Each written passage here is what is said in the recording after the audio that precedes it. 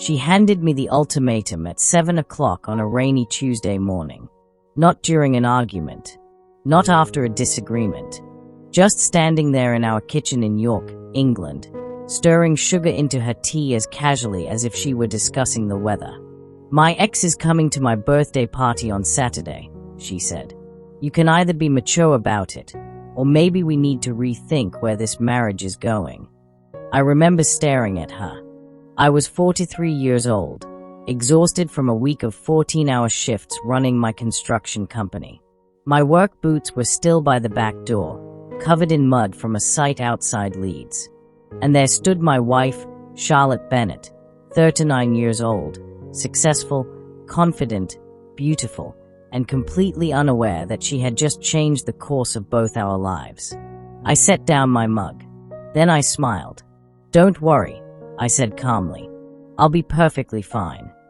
The smile that spread across her face told me she thought she'd won. She had absolutely no idea what was coming. My name is Oliver Hartley, and this is the story of how my wife chose her past over her marriage, and how she lost everything she thought she wanted. Charlotte and I met 9 years earlier at a charity gala hosted by the University of York. At the time, she worked in corporate communications for a healthcare firm. I owned a small construction business with 3 employees and a second-hand van that rattled every time it exceeded 50 miles per hour. She was sophisticated. I was practical. She loved wine tastings. I loved football and Sunday roasts. Somehow, it worked. Or at least I thought it did. We married 2 years later in a countryside venue near Harrogate.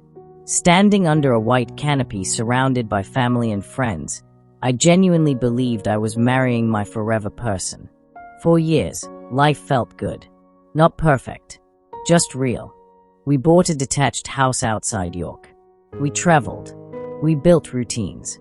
We built memories. We built a life. Then Charlotte received a promotion. Everything changed after that. New title. New salary. New colleagues. New confidence. And eventually, new priorities. The first time I heard the name Ethan Cole was almost by accident.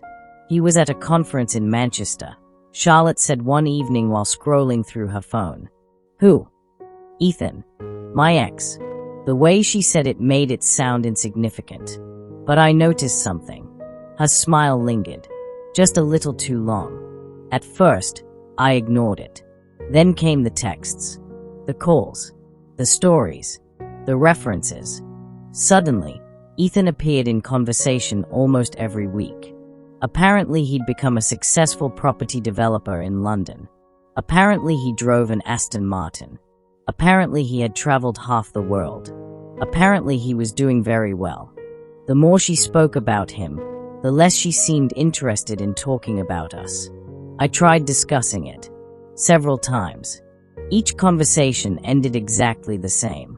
"You're imagining things, Oliver. You're being insecure. Nothing is happening."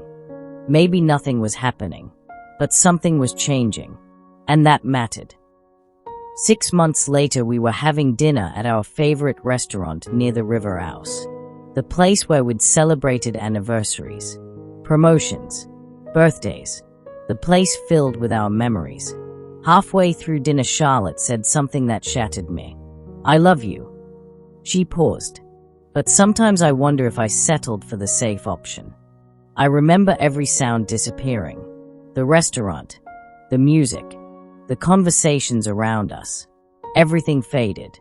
Because no husband ever forgets hearing those words. Safe option. Not partner. Not best friend. Not soulmate. Safe option. I paid the bill. We drove home in silence. And that night, lying awake beside her, I realized something important. My marriage was ending. Charlotte simply hadn't admitted it yet. Over the next 4 months, I made preparations. Quietly, respectfully, carefully. I met with a solicitor. I organized financial records. I separated business assets from personal assets. I updated documentation. Most importantly, I started rebuilding myself. I joined a running club, reconnected with old friends, Started reading again. Started traveling to football matches with mates I hadn't seen in years. Bit by bit, I remembered who I was before I became somebody else's supporting character. For the first time in years, I felt free. And then came the birthday party. Charlotte rented a private section of an upscale wine lounge in York City Center. Around 40 guests attended. Friends, colleagues, family, everyone important in her life. I helped organize everything. The venue, the flowers, the cake, the decorations. Because despite everything, I still believed in doing things properly. At 4 o'clock, Ethan arrived, and suddenly the room changed. Charlotte's face lit up. Not politely, not warmly, passionately, like she'd been waiting for him. He hugged her, held her slightly too long, whispered something in her ear. She laughed, touched his arm, and for the next hour, I watched my wife behave more like his girlfriend than my spouse. The humiliation wasn't loud. It was subtle, which somehow made it worse. My friend Daniel eventually walked over. "You all right, mate?" I looked at him. Never better. He knew I was lying. At 5:15, Ethan stepped outside to answer a phone call. I followed him. The rain had started. The pavement glistened beneath the streetlights. He ended the call and smiled. "You must be Oliver." I shook his hand. Firmly, politely. Then I said the words I'd spent months preparing. "Good to finally meet you." He smiled. I continued. "She's all yours." His smile vanished. "What?" I looked him directly in the eye. "I'm done." For the first time all evening, he looked uncomfortable. I nodded. "Take care of her." Then I walked away. No shouting. No insults. No drama. Just certainty.